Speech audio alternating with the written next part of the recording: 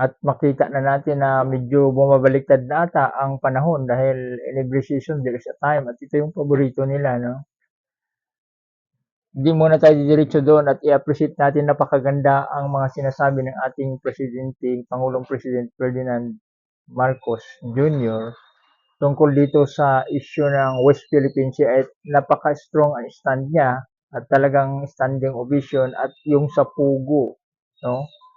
Tatlo at ganoon din naman sa pagpaban nito, no? Ang pangunahin na masabi natin na ito yung mga issue na talagang nagpapaigting na makita natin ang dulot ng criminality at yung kuan pala sa drug war, no? Yung pinaka tatlong key notes o talagang principal na mga masabi nating issue sa bayan natin. Ito yung issue sa ICC na na-involve sila doon tungkol dito sa EJK na ang approach ng ating presidente ay napakaganda. Ito yung bloodless pero may nakulong, may nahuli. So yun ang makataong approach dahil ito namang mga ecstasy kasi sa ibang mga bansa halos ito'y leisure lang naman nila pero dito ginawa ng mga zombie sabi pa ni Labrador yung mga pulis at ginawa pang pagkakitaan, no? May mga karumal-dumal pa na mga krimen maliban sa droga.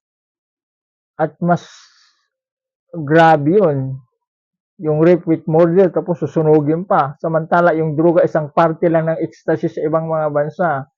Ginagawa pang tawag dito state sponsored sabi ni Trillanes, ano? So napakangad na ang mga sinasabi ng ating presidente na kapuri-puri siya pagdating sa stand naman niya dito sa Pugo dahil marami talaga ang mga nangyayari parang kabulastugan, no?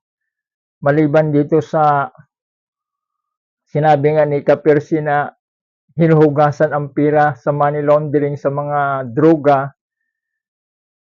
sa pagbili ng mga ari-arian, no? At iba pa para maging malinis bago pa naman bawian ng buhay si Kapersi Lapid ay nabanggit na niya yun. Yung tungkol dito sa mga pugo at mga kriminalidad na ginawa, no? Makita natin yung electrification, tortured, no? Pinagpapalo. May mga pinatay talaga at saka yung parang abduction na kidnap o ransom doon sa mga Chinese ring kapwa nila at saka ibang mga citizens na biktima nila at hindi na natin masabi yung mga ginagawa nila sa mga babaeng rape kasi natural na sa kanila dahil may prostitution. So malaki ang dulot na dinala ng pugo at wala naman masyadong epekto yung tinatawag na sa ekonomiya dahil nabubuhay naman tayo kahit wala pa ang pugo.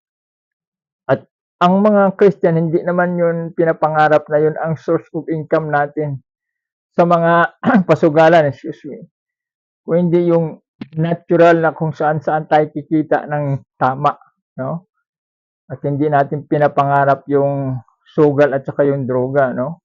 Ginawa na rin nilang, sabi pa nila Kanyas ay parang sindikato na ng droga, no? Tinatawag na kasama na rito na triad. At salamat naman na unti-unti nang nabuksan ang mga tao at bumaliktad na ang hangin, no? The wind of change. Nakikita na ng mga tao na ang kasamaan na dulot nung panahon nagdaang administrasyon. Sa droga, yung pala sabi ni Arthur Las Cañas at ni Matubato o ni Acerto, I mean, sa investigasyon niya dito sila Michael Yang, no?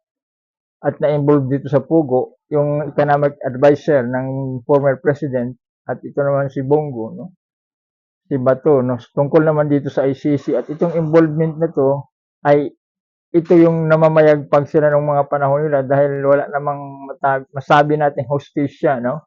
Pagka ginusto nila, kahit nasa kulungan, pasukin, no?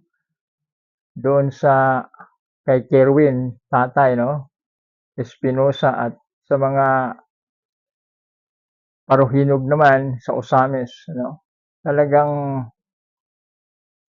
ang mga pulis akala nila maganda yung ginagawa nila, no? Hindi nila na-serve ang tamang criminal justice system na kung saan nasunod ang tamang proseso ng batas. At sa bagay, sumunod lang naman sila dahil sila napag-utusan lang at iba naman talaga yung principal na nag-utos dito dahil iba ang taning ng kanyang isip, no? So, ang kanyang kaisipan ay hindi makatao at hindi makadiyos. Dahil ang pagpatay, ang uri ng lahat ng kriminalidad na dala ng pugo, droga, at ito pa yung maka-China. So alam natin ang maka-China, umunlad sila dahil doon sa pilit nilang pinapatrabaho ang tao kahit hindi nila bayaran dahil under nila. At yun nga yung panahon ng starvation, panahon ni Mao Zedong, 30 to 45 million ang nangamatay dahil doon sa forced tortured at tinatawag na starvation o hungry. Marami ang nangamatay noong mga panahon na yun at pinakamalupit yun si Mao Zedong dahil siya naman ang nag-sponsor doon sa Vietnam, sa Laos, Cambodia, yung mga komunista na yun at ito yung pinaka-idol ng dating presidente, no? At doon na nga si Sara ngayon sa Germany, no? Germany, Russia, China, ito yung mga bansa na malupit ang sistema ng komunista. So bumaliktad na ang tipo ng hangin at nagbago na. Kagaya sa akin, sabi ko nabudol rin ako dahil ako'y Surigao noon sa Mindanao at na gusto ko naman maunlad ang Mindanao for the first time, nagkaroon ng presidente sa Mindanao at yung pala ay nung napanood ko ang kay Matubato, kay Las Cañas at kay Hasierto, ibang klaseng tao to. Sa mga salita pa lang, magaspang at malaswa, no? At ang kanyang loyalty sa China at alam natin naman ang China na lulo ng mga komunista at ito'y talagang kunwarian lang, no? Sabi nga ni Trillanes, peak Dagwar at peak anti-communism na ang pinakalulo at lahat ng komunista ay kaibigan niya. Subalit sabi niya na anti-China daw, siya palang anti-Amerika dahil ang Amerika ay demokrasya at all the time, no? Sa lahat ng panahon, kinakalaban to ng mga komunismo dahil salot sa kanila ang tinatawag na demokrasya at liberty para sa sistema ng demokrasya. Para sa sistema ng komunista, ideology, salot para sa kanila ang demokrasya at ito'y pagpigil sa kanilang mga adhikain. Kaya nga, yun ang talagang propaganda nila na sisirain at nasira na nga nila dahil sa mga propaganda nila sa CIA, sa gas na sinasabi nila na interest ng mga Amerikano at iba pang mga issue na pinukol nila para malason ang isip ng mga tao at nag-success na sila. At ngayon naman, gusto nilang sisirain ang Amerika, ipapalabas nila sa kanilang mga trolls, no? At dito makikita natin na sa panahon ngayon nagbabago na at iba na ang stand ng ating presidente. At tungkol naman dito sa ICC, baka papayagan na ng ating presidente sa mga panahon na kakalungkot ng pagbitiw ng salita niya na sinasabi, walang jurisdiction ang ICC. Noong unang mga panahon yun, pero nagbago na ang stand ng ating presidente dahil nagbitiw naman ang vice presidente bilang DepEd Secretary. So baka mabago na dahil dito naman sa pulburon na pipilitin talaga nila sisirain ang pagkatao ng presidente para sa kanilang advokasya na gusto nilang ilusot ang kanilang vice presidente na makaupo para mapigil, para na maibalik ang kapangyarihan nila at maibalik naman ang AGP. So salamat sa mga nabukas na mga kaisipan at sa mga kapwa ko Surigao noon dyan, baka mayroon pa nagsabi sa inyo na mabuting tao to. Tingnan nyo lahat ng mga video kay Matubato, kay Las Cañas, kay Asierto, at sa mga yung pagmumura okay lang yun, pati yung Panginoon at yung pambalasubas ng mga salita sa mga babae, no? At paghalik. Pero ang pinakamasaklap ay ang pagpatay ng ilang libong taon. Ng ilang libong tao. 6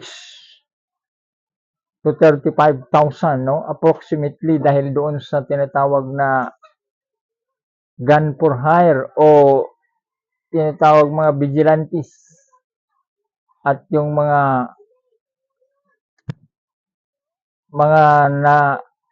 napag-utusan na outside sa court. So dito makita natin ang mga tao ay talagang nagkakaisa na at wala nang pumupunta sa kanilang panawagan at gusto pa nilang i-ouster ang ating presidente na wala namang pumupunta sa kanila. Yun nga po ni Atty. Insurrecto, nag-iisa na lang din si yung nagpapakuan ng pulburon, no, sa EDSA. Yung dating NBI agent, no? At dito naman sa Liwasang Bonifacio ay talagang mas marami pa ang upuan. Sabi ni Mima Alicia, no? Si Morales pala, nung doon sa EDSA, sabi ni Atty. Insurrecto na dalawa na lang sila. Nanawagan pa ng EDSA People Power. Wala yan. Talagang iba na ang hangin ngayon. At nabukas na ang kaisipan ng mga tao.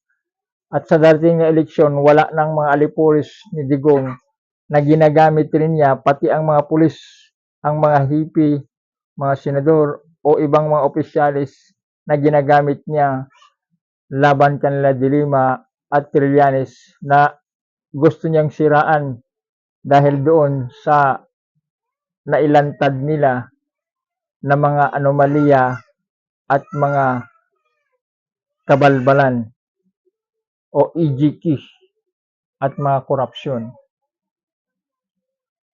Thank you.